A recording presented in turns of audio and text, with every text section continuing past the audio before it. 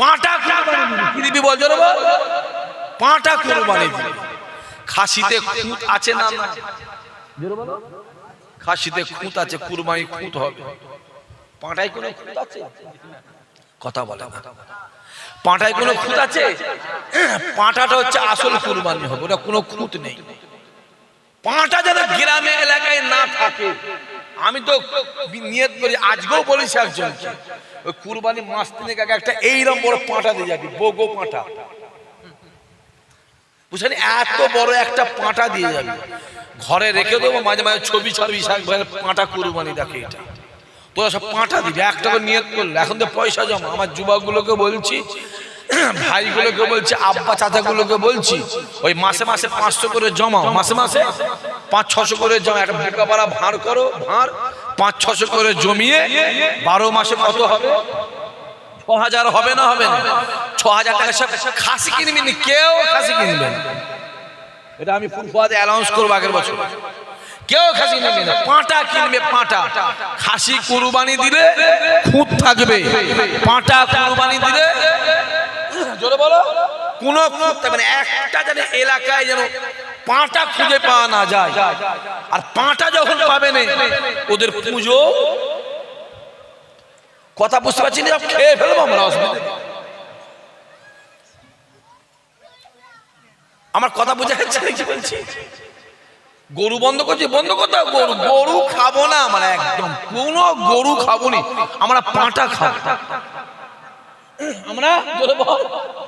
পাঁটা কুরবানি করবো, পাঁটা জবাই করে খাবো। জানো ওরা ওই ওদের একটা পুজো আছে, কালী পুজো, ওই পাঁটা কেউ হয়, পাঁটা যেন খুঁজে না পায়। চলো অসুবিধা নেই, যা আইন হবে হবে, যা আইন হবে হবে। আর আমি নিয়ত করেছি, আমি এমনি যখন কুরবানি দিতাম তখন আমি ষাঁড় দিতাম, ষাঁড়, ষাঁড়। ওই যে আপনারা হেলো গরু কি বলে, হেলো গরু বলে, ওই হেলো গরুটা খুঁত আছে, ষাঁড়ে কোনো খুঁত নেই। আমি ষাঁড় দিতাম, ষাঁড়, ষাঁড় দিতাম। তা আমি এবার নিয়ত করেছি কি দেবো? পাঁটা, 4-5টা পাঁটা কিনবে, বড় বড় কিনবে, দে কুরবানি, খুঁজে না পায়। আর খাসি যদি খাওয়া আমরা শুরু করছি, খাসি আর পাবিনি, দূরবীন দিয়ে খাসি খুঁজতে হবে, দেখতে হবে। আর মুসলমান তো পয়সা যদি না থাকে, ধার করে যদি না পায়, এরা জমি বিক্রি করে খেয়ে ফেলবে, এরা জমি চলে যায়। খাওয়া, জোরে বলো, খাওয়া যেমন করবে আমরা ঠিক তেমনই করব, কিন্তু আমরা আইন, জোরে বলো, আইন মেনে করবো, আইন মেনে চলবো। মাশাআল্লাহ। আর একবার তাকবীর দাও তো, নারায়ে তাকবীর। সবাই একটু জোরে সরে নারায়ে তাকবীর। মাশাআল্লাহ।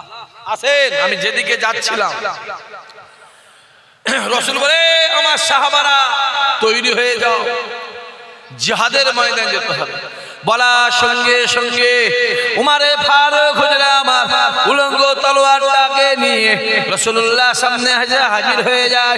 আসসালাতু আসসালামু আলাইকা ইয়া রাসূলুল্লাহ, ইয়া হাবিবাল্লাহ হুজুর, আপনি বলেছেন জিহাদের ময়দানে যাবেন, আমি ওমর তৈরি হয়ে গেছি, জিহাদের ময়দানে চলেন। আল্লাহ নবী ডাক দিয়ে বলেছিল, হে ওমর রে, যখন আমি জিহাদের ময়দানে কথা বলি, সর্বপ্রথম তুমি এসে হাজির হয়ে যাও। আমার ডাক দিয়ে বলি, ইয়া রাসূলুল্লাহ, ইয়া হাবিবাল্লাহ হুজুর, আমি আমার মনের ইচ্ছা ওই জিহাদের ময়দানে গিয়ে শহীদ হব। কেন না, দুনিয়া জমিনে যারা শরিয়াতের জন্য জান দেয়, কোরআনের জন্য জান দেয়, মাহাদানিয়াতের জন্য জান দেয়, মাদ্রাসার জন্য জান দেয়, মসজিদের জন্য জান দেয়, তাদেরকে শহীদ বলা হয়। আর দুনিয়া জমিনে যারা শহীদ হয়ে যায়, তাদেরকে বিনা গোসলে কাফন পরিয়ে রক্তমাখা অবস্থায় দাফন দিতে হয়। ময়দানে মাহশারে আমার আল্লাহ পাক তাদেরকে রক্তমাখা অবস্থায় ময়দানে মাহশারে তুলবে। ইয়া রাসূলুল্লাহ, ইয়া হাবিবাল্লাহ হুজুর, আমি আমার মনে ইচ্ছা, আমি আমার মনে ইচ্ছা দুনিয়া জীবনে শহীদ হবে। কেন না, ময়দানে মাহশারে শহীদানেরা আল্লাহ পাকের দরবারে যেটা চাইবে, আমার আল্লাহ পাক শহীদানদের দোয়া কবুল করে নেয়। হবে না? নারায়ে তাকবীর। মাশাআল্লাহ। আসে ভালো করে বোঝার চেষ্টা করে। আর এখন যা শহীদ হচ্ছে সে আর বলে কাজ নাই। মদ খেয়ে মারামারি করে মরে গেল, নাম দিচ্ছে শহীদ আব্দুর রহমান। ঠিক বলছেন ভুল বলছি? কথা বলে দেখেন। আর মুসলমান মুসলমান আছে, যে যত মিথ্যে কথা বলবে সে তত জোরে বল, গ্রামের তত গণ্যমান্য ব্যক্তি হবে, তত বড় হুজুর হবে, তত বড় ইমাম হবে। আমার কথা বোঝা যাচ্ছে না? যে যত মিথ্যে কথা বলবে, যে যত ওয়াদা খেলাপ করবে, সে গ্রামে তত বড় মোড়ল মাতব্বর হবে। মাথায় রাখতে হবে, ওয়াদা খেলাপকারী পিছনে নামাজ জোরে বলো, জোরে বলো, জোরে বলো, জোরে বলো, জোরে বলো, জোরে বলো, হবে না। অত সহজ নয়। মুনাফিকের তিনটা আলামত। কটা? জোরে কও, জোরে কও। তার মধ্যে একটা হলো ওয়াদা খেলাপকারীকে মুনাফিক বলা হয়। বেশি বুঝতে যাচ্ছে, আল্লাহ আমাদের হেফাজত করেন। আছেন খুব ভালো করে বোঝে। রাসূলুল্লাহ বসে আছে, আমার নবী ডাক দেয়, এই সাহাবারা শুনে রেখে দাও, আমি রাসূলুল্লাহ বলছি।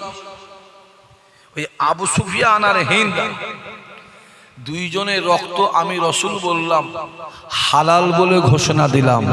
জোরে হবে না সুবহানাল্লাহ? জোরে বলবে না সুবহানাল্লাহ? রক্ত হারাম না হালাল? জোরে বলে। রক্ত রক্ত হারাম না হালাল? হারাম। যদি হারাম রক্ত হয় তা গায়ে ভেতরে রক্ত রয়েছে, নামাজ হবে কি করে?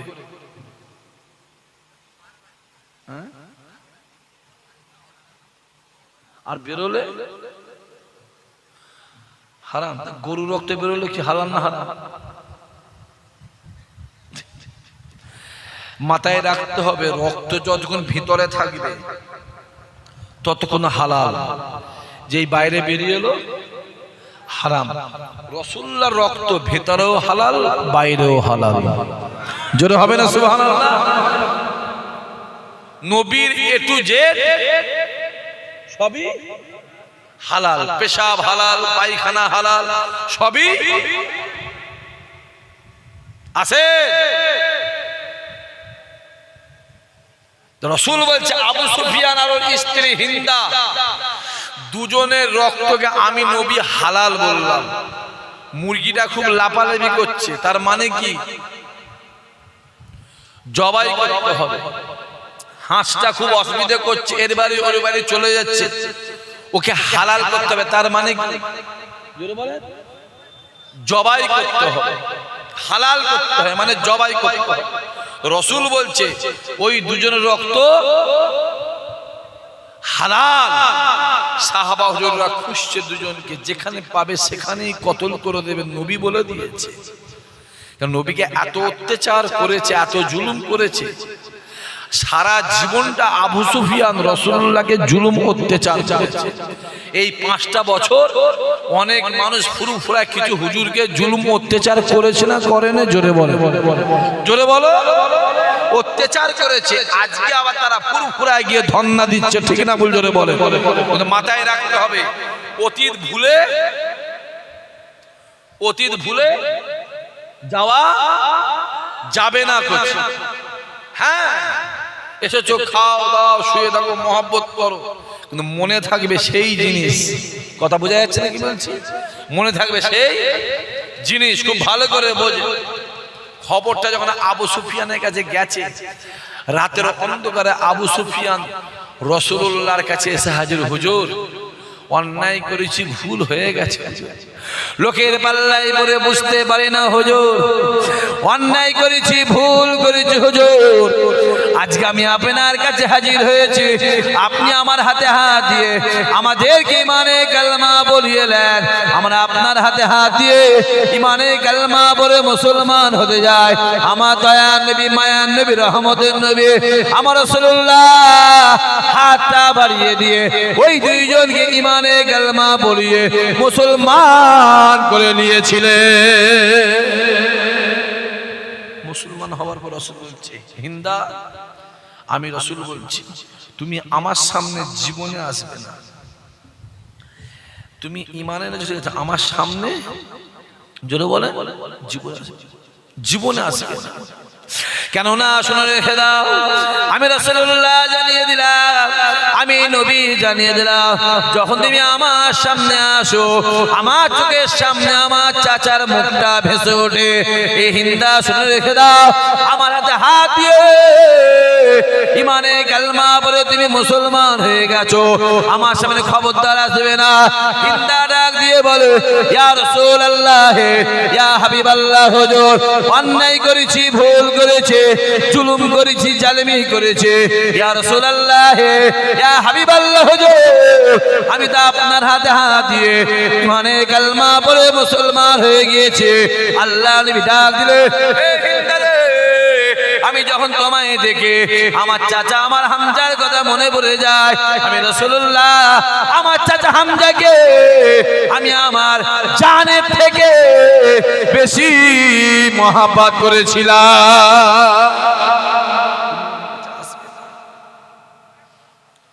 তোমাকে যখন আমি দেখি আমার মনে আছে যুদ্ধের ময়দানে যখন আমার চাচা হামজা শহীদ হয়ে যায়, উহুদের ময়দান শহীদ হয়ে যায়, তুমি ছুটে এসে বুকের উপরে উঠে এই হাতটা দিয়ে এই নখটাকে দিয়ে বুকটাকে চিরে কলিজা বার করে চিবিয়ে খেয়েছিলে।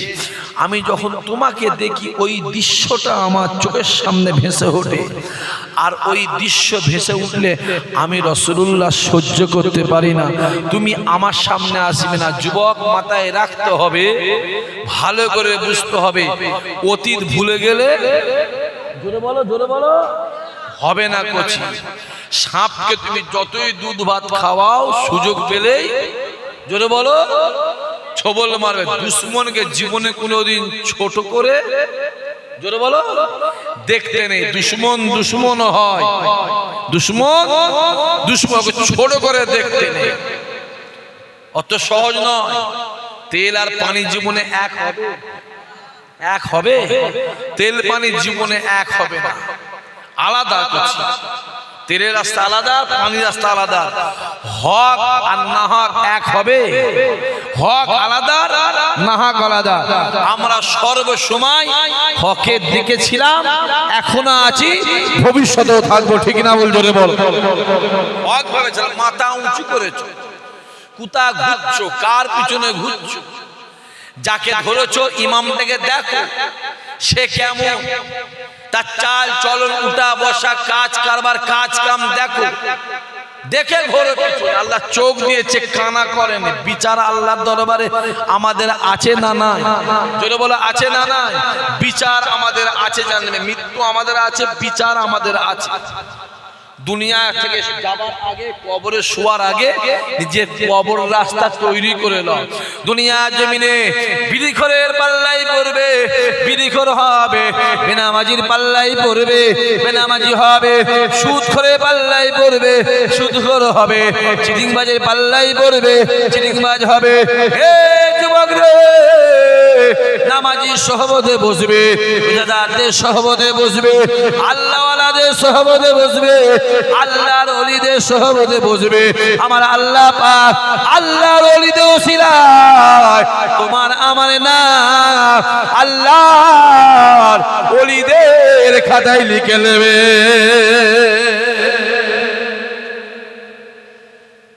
চোখে দেখো না। এখন একটা কথা বলবো, তার মানে বলো উল্টো হচ্ছে। এক কথা বলবো মানে তার উল্টো হচ্ছে, তার মানে উল্টো হচ্ছে। যেখানে দেখতে পারি জোরে বলো তার চলনটাই দেখা। অনেকে তো বলেছিল এই ক্যানিং থানাটা আমার থানা, এই ক্যানিং এর জমিন আমার জমিন, ফুরফুরার ওই ওই ওই ওই ওই ওই অমুক তমুক অমুক তমুক অমুক হুজুরকে আনা যাবে না। আল্লাহ দরজা খুলে দিয়েছে না, দেয়নি? কথা বলে না কেন? আর বর্ডার আছে? আর কোন বর্ডার? আরে ক্যানিং এর জমিন, ভাঙরের জমিন, ওদের বাবার জমিন, এই জমিন দাদা পীরের জমিন। জোরে বলবে না সুবহানাল্লাহ?